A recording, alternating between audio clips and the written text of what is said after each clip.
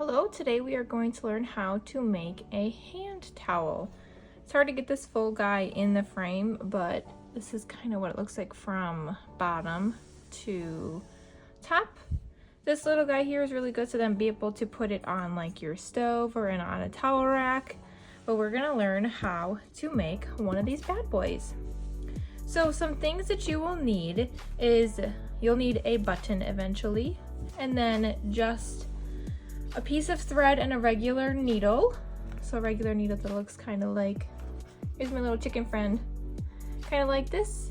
And then just some thread, some regular sewing thread. Here's just blue, for example, it's all that I have out at this moment in time. And then we will also need 100% cotton yarn. I love the sugar and cream stuff. Otherwise, any kind of your favorite cotton yarn works great. And then we'll eventually need our tapestry needle. You'll need your number 5 hook, and then also a pair of scissors. So our initial pattern calls for us to chain 45. So again, I'm gonna make a slip knot to start off with. And then I'm just going to chain 45. So I should have 45 chains, or 45 stitches to make my chain. Next, our pattern calls for us to single crochet in the back loop of our chains. So if we remember, these V's are the first part of our chain, but then each V has a back loop back here. So that's where we're going to be putting our single crochets. We're going to skip this first one because that's going to be considered our turning chain, and then go into the back loop. If you need a more step-by-step video on that, I will have that linked. Otherwise, I'll meet you after we single crochet in all of our back loops. So we have done our single crochet in the back loop of our chain. Again, we can't really differentiate what the top is a chain and then what is a single crochet, so that's why for these kinds of projects I really like to do my starting single crochet in the back loop, just because it makes it look more seamless. Then I also have this tail here. If we all remember, I hate trying to sew in my tails at the end, so I'm going to chain 1 and then I'm going to crochet it in. Now, what we're going to be doing is, if you recognize that stitch on that hand towel that I showed at the beginning of this video, it is my favorite stitch, which is the Suzette Stitch. If you want to practice on a more smaller scale, I have a dishcloth video that I have linked that you can watch. Otherwise, we're going to basically do the Suzette Stitch all along. So we'll do a couple stitches here first together. So that for our second row, we're going to start off with a half double crochet in the first stitch. And then we're going to single crochet and double crochet in the same stitch, and then skip the next stitch and single crochet and double crochet in the same stitch. And again, it's a repeating pattern. So we're going to just single crochet and double crochet all along up until the last stitch, and the last stitch is going to be a half double crochet stitch. So we are nearing the end of our second row. I'm just doing one more single crochet and double crochet in the same stitch. I skipped this stitch and we finished this row with a half double crochet. And then we're going to chain 1 and turn. So here I have my second row of my Suzette stitch. So what we're going to do is we are going to repeat this row until we have a total of 33 rows. And I will meet you back at that point.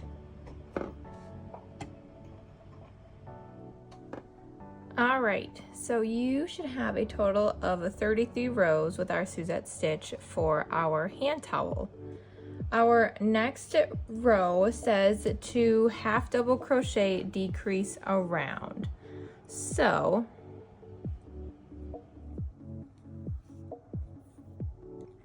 already did my chain 1 for my turn.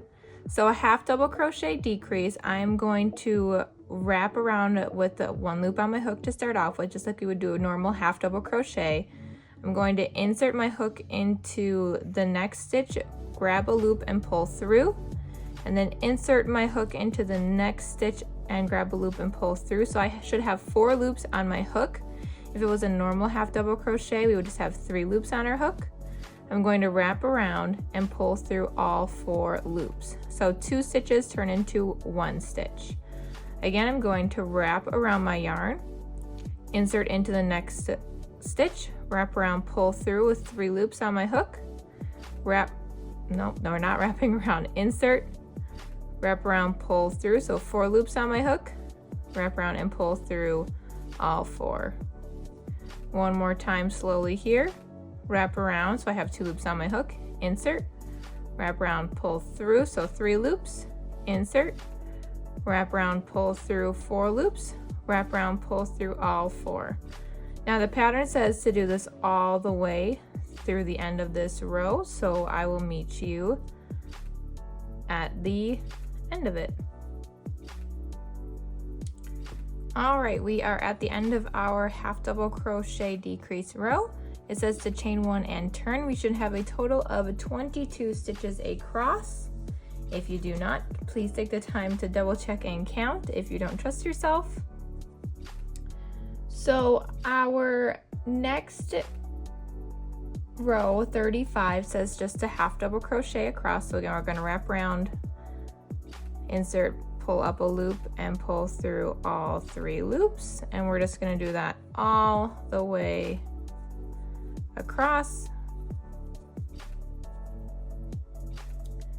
All right, and we reached the end of our row, and it says to chain 1 to turn our work.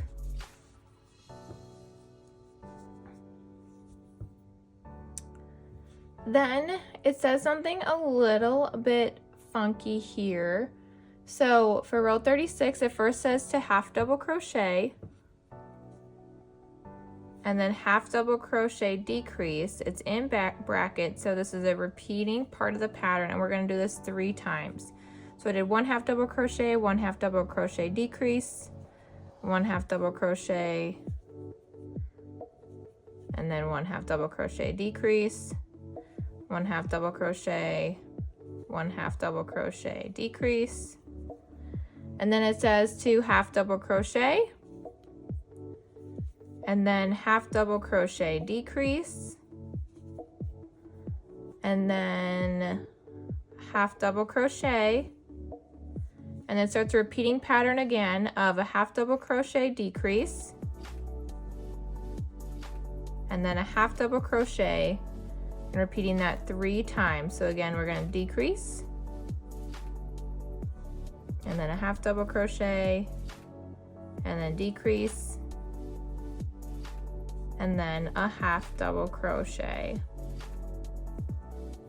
What we're trying to do now is we're trying to bring in the sides so that we can have it as a loop to then go over the top of our oven or wherever you're going to be putting it over the top of so that it can hang. But yeah, then it says to chain 1 and turn. Now for rows 37 through 62, you're just going to single crochet across. So we'll do the first row together. So if we remember a single crochet is we just insert our hook, wrap around, pull through, 2 loops on our hook, wrap around, pull through both. And again, we're just going to single crochet across, and we're going to do this until we go through row 62. So I will meet you back at that point. Okay, we have finished our 62nd row and we chained 1 and turned. So we're going to start row number 63. What our next steps are going to be doing is we're going to be rounding out this top part so that it can go like this eventually, and then we'll put our little button here and we will be done. So we are almost there, my friends. So row 63 says to single crochet decrease and then single crochet 11 and then single crochet decrease in the last 2 stitches. So you should have a total of 15 stitches right now, and then at the end of this row you should have 13 stitches. Always again double count if you are questioning. So we are going to do our single crochet decrease first. So I put my hook in my first loop of my stitch and then put my hook in my first loop of my second stitch. Wrap around, pull through 1 and then pull through 2 and then pull through 2. And then I'm going to single crochet 11 across until the last 2 stitches.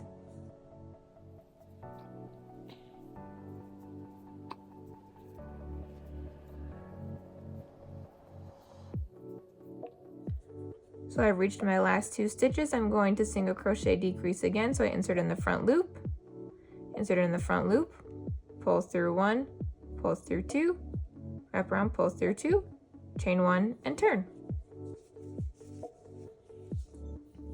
The next row says just a single crochet all the way across, so we will do that here now.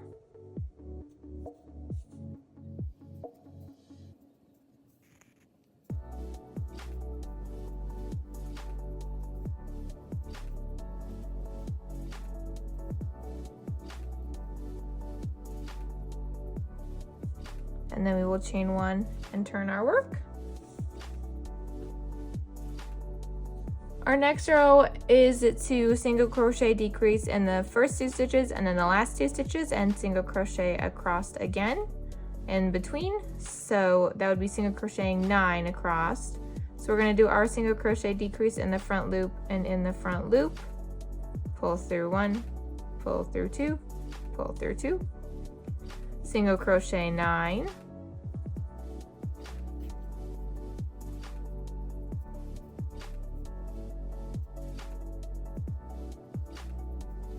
Single crochet decrease again here, chain 1 and turn.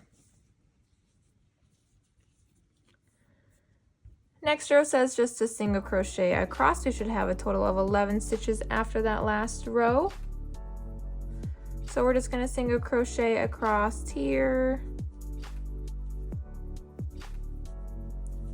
If you look closely, you can start to see that your edges are kind of coming inwards, making it look like it's got a nice little rounded taper starting off.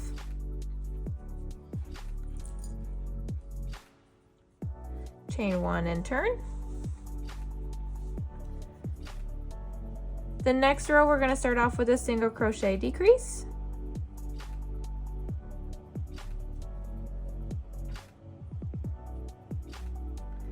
And then it says to single crochet 3 times.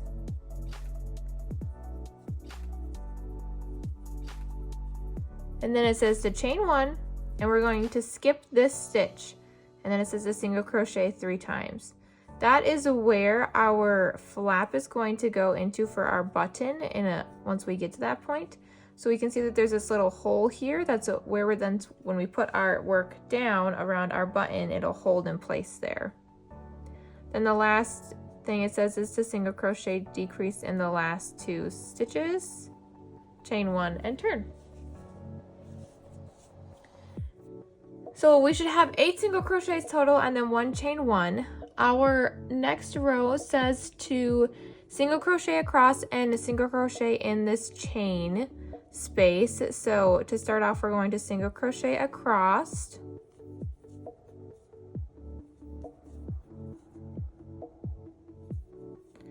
I have reached that chain space, so I'm just going to go underneath that chain and single crochet in there.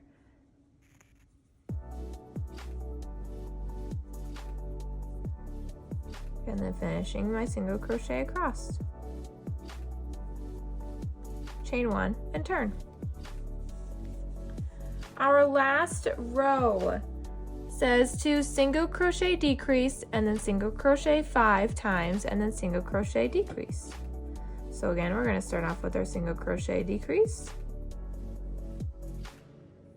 and then single crochet 5 times,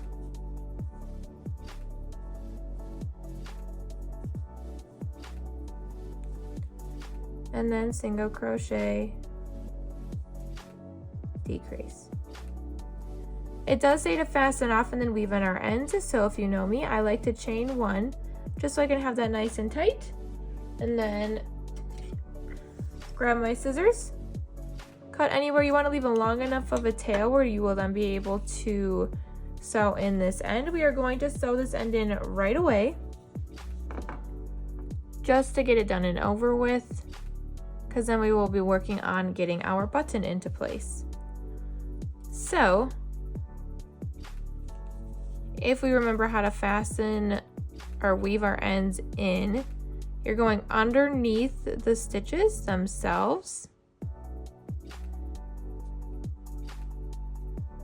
You're not wrapping around. So if you look on both sides, I'm through the entire stitch and underneath it in the middle of like these V's here.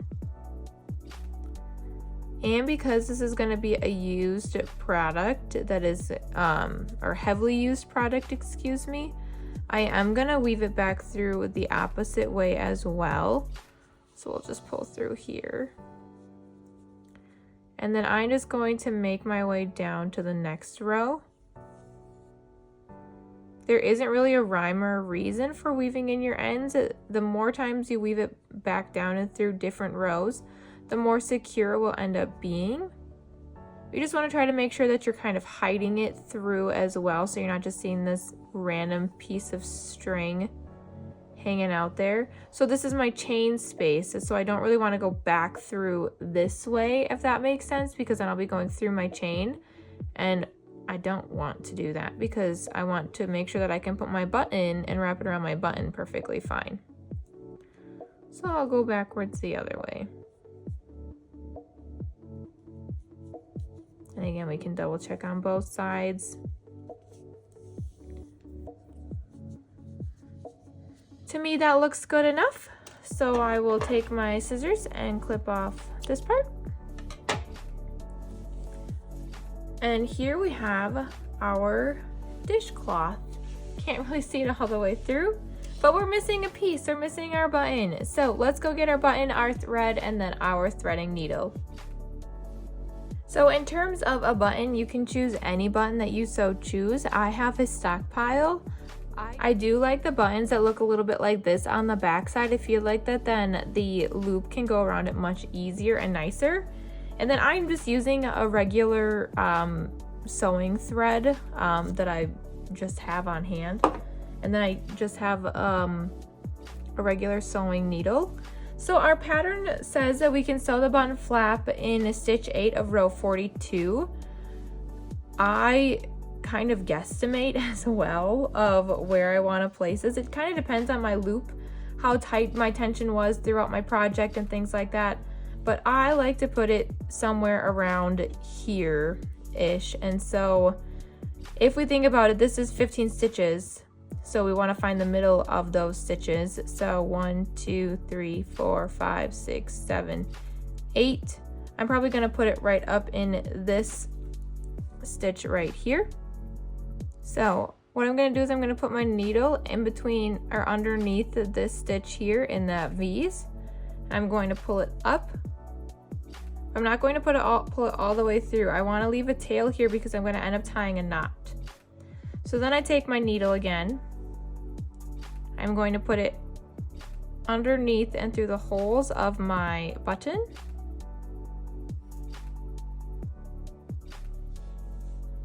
And then what I do first off, just to secure this in place, is I tie like 3, 4, 5, however many knots I really want to with this part of the yarn. You do it both ways, add little twists in there.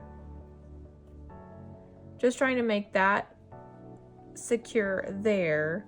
And then I'm going to go back through underneath that stitch again. So there's my stitch. Going to go back underneath it. And then again, I'm going to go back through the button itself. And I'm just going to do that a couple of times. That's just going to make it so that not just one strand is holding this button in place. It's going to make it so that, like, depending on how many times you do it, there's like 3 or 4 different strands holding it in place. If you think about it, this is going to get a lot of use out of it because it's going to be holding your towel onto your oven or wherever you're hanging it onto, and it's going to hold weight. And then whenever you undo your button portion and all that stuff, so whatever is going to be used heavily, you want to make sure you secure more than you think you need to. All right, that seems good enough. There's no, like I said, rhyme or reason for it.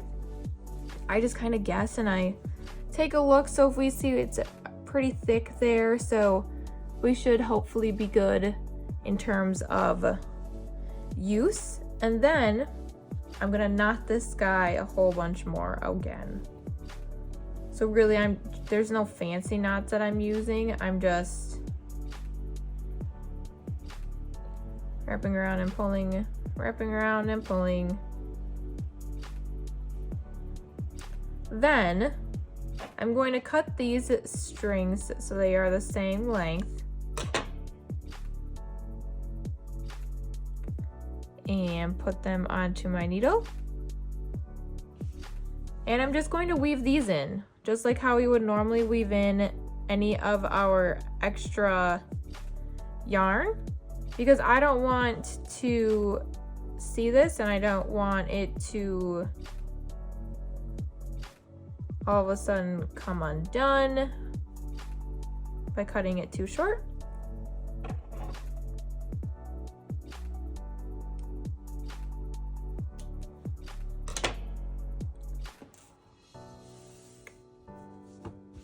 There I have my button, it's securely in place. Then we have that skipped stitch that then we will wrap around our button. And we can hold it wherever we so choose. Yay!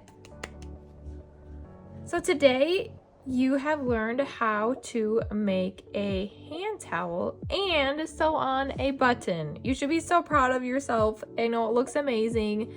If you have it, please tag me on my Instagram. I'll have the handle below so that you can tag me. I want to see your finished hand towels. I want to see you using your hand towels. They are 100% cotton, so I just wash them on a cold cycle when I need to. I don't dry them, I let them hang dry, and then you can use them over and over and over again instead of going to the store and buying some. Thank you so much for spending this time with me, and I hope you really enjoyed this lesson.